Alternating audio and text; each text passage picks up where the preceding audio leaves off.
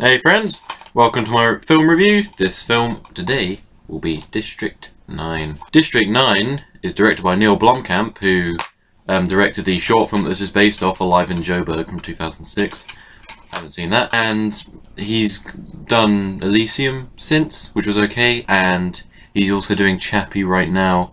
I don't know anything about that, but it seems to be riding off the trail of this. And there's a reason for that, is because it's pretty good. The story concerns a mothership coming down from wherever, it doesn't actually tell you, and eventually an investigation team goes up to the mothership to find out what's going on in there. And they go in and they see all of these aliens clumped together in disgusting conditions. And so, being the fantastic people humans are, they bring them down and they give them their own bit of land, and that land gets called District 9. And District 9 quickly becomes a slum. MNU, who are the sort of corporation of the film, are called in to evict all of the prawns from District 9 and move them to District 10, which is further away, out of the way of all of the people of Johannesburg who don't want them. One of the employees of MNU, called Vickers van der Merwe, I can't say his name, he's played by Sharlto Copley, who was in Elysium as the bad guy in that, and he's actually a very talented actor. You don't see him very much. I've only seen him in these two movies. He plays as Vickers, who is slightly comical when you first see him. He's wearing sort of long sleeve shirt with a, I don't know what you call him, like a jumper vest thing. And it looks pretty funny, and he's been promoted to head the task force that is evicting all of the aliens from District 9. And so he goes in with the task force, and he's meant to keep control. He does a bad job.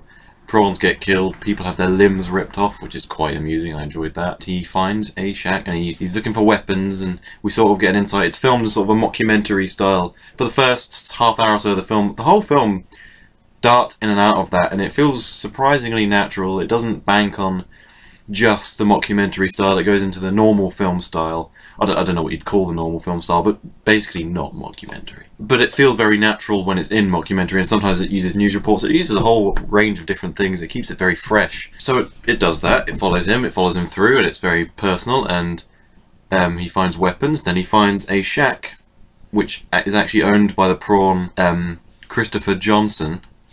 That's his name, and he's actually searching with his friend and his son for a special fluid that can only be found in their own technology. I'm not going to spoil what it's for, but it's for something, and it's taken them 20 years to get the amount they do. But Vickers is responsible for it being confiscated. But when Vickers is confiscating it and he's examining it, he's never seen it before, and so he twists it, and some of it goes in his face. He ingests some, and this leads to some very bad things for Vickers. He begins to experience symptoms, and this is sort of where the movie goes from here. So there's the whole racial subtext, which is quite interesting, but it's peculiar because the prawns aren't shown as being very nice. They pull the arms off people and burn shacks. They burn slums, and it makes you think no wonder the people of Johannesburg don't want them there.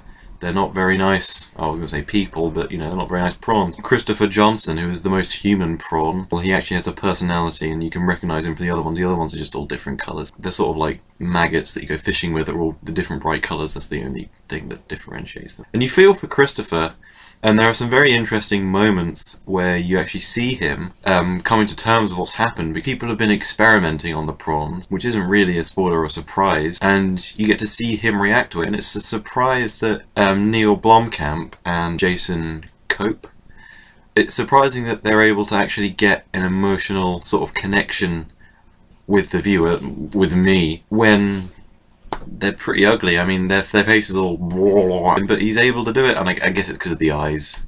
They do have normal just big eyes, but their faces are all bleh. But he manages it, and that's pretty interesting, and you feel pretty bad for him. And I think you mostly connect with Christopher throughout the story, because he is the noble character, and there's obviously the father-son relationship, and their objective is something you can identify with. But it makes sense, and you support what they're trying to do. You identify mostly with Christopher, because Vickers isn't a particularly nice guy. Because of the themes of the movie, such as racism, you see a nice person on the front talking with his fellow humans, then when he's with prawns, and you see that he's actually a very fake person, and you know, he's quite stupid as well. Moments where he almost fails in the story, like he he's expected to do something, and he kind of has to come to terms with being a fugitive, and it seems that he's had a pretty sheltered life. And he has to come to terms with that, and sometimes he just nearly fails. So it's easier to connect with Christopher Johnson, who's more of a perfect protagonist. He doesn't really do anything wrong, but Vickers does. Most of the plot is very interesting. The opening parts of the film explain the backstory very well, and it's very interesting. I mean, I wouldn't mind having more backstory, but I think it's 15-20 minutes, so that's enough. The whole story is very interesting, except for the last third. The final act of the film isn't quite what I'd like. After being spoilt by a really fantastic plot that was just flat out interesting, even if it wasn't well told, it was still interesting, just the basic plot. The final part was a lot of...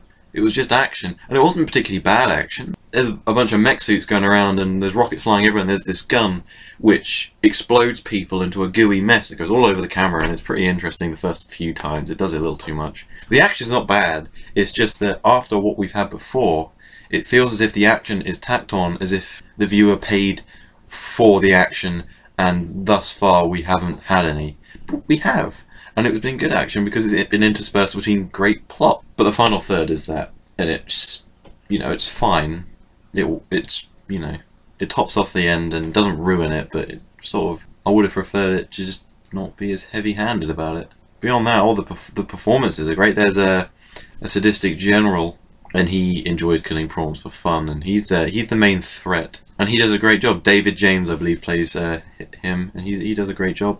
Sharlto Copley does a brilliant job. He's the best in the movie, and there's a relationship between Vickers and his wife, which I forget the name of, which is also interesting, and you feel for Vickers in that respect because he's had his life taken from him. In the end, you do end up sympathising with Vickers, and he becomes a much more empathetic character. I'm using sympathy and empathy backwards. He essentially becomes a much nicer person because of his experiences, and he's learned from what has happened, and he's learned what to appreciate and how to deal with it.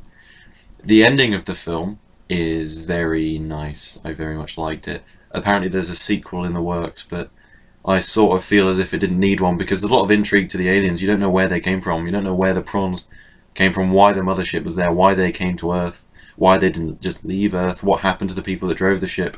Are the prawns even the dominant life form on their planet? You don't know.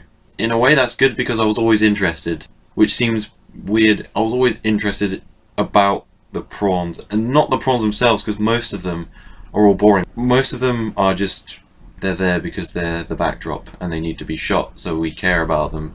But we only really care about Christopher, and only Christopher gives us a link to the prawns and actually makes us care about their plight. Overall, I really think that District 9, I liked it more as a child. Well, not as a child, when I was 14 or so. I really thought it was brilliant then. I've knocked it down slightly since then, just because maybe I've seen enough action since then. But it was fine action. I don't mind it. I don't hate action. It's just I prefer what came before it. Beyond that, yep. 8 out of 10. I think it's very good. Definitely worth a watch. I feel it's worth it, especially if you're an Alien fan and you want to know where this next Alien project might go. Pick up District 9, because I think of the films he's done so far, it's clearly his best one. So yeah, thank you for that. See you in my next review, which will hopefully happen. Apologies for this video, which is inevitably terrible because it's my first one. Hopefully over time I will improve and get better. So it's just going to take some time. So you're going to have to let that happen for a while. I'm very sorry about that. So I'll see you later. Don't be too mean. Bye!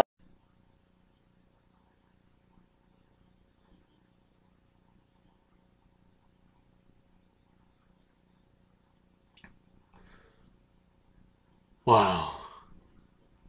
Did you see that? Did you just watch that whole video? That was terrible. I'm so very sorry. I took the original copy of the video, I tried to cut it down, and now it resembles some sort of Frankenstein's monster or some Leatherface of a thing. It's still terrible, but now it's shorter, and you should thank me for that while I apologise. But hopefully that will change eventually, and my next videos will be better. So I hope you like the video, even though that would be a lie, because there's no chance you did. I hope you favourite it, even if it's just to laugh at it in the future, because hopefully I'll be better one day and you'll look back and you'll think, oh, look how terrible he started out. Glad he's not anymore, hopefully. And also, please subscribe, because I promise you much better videos in the future that I will spend longer on, I'll work harder on, and they'll be better, I hope. That's all I can say. But please subscribe, because I'm going to try very hard with this channel in the future. Please just stay around. And here we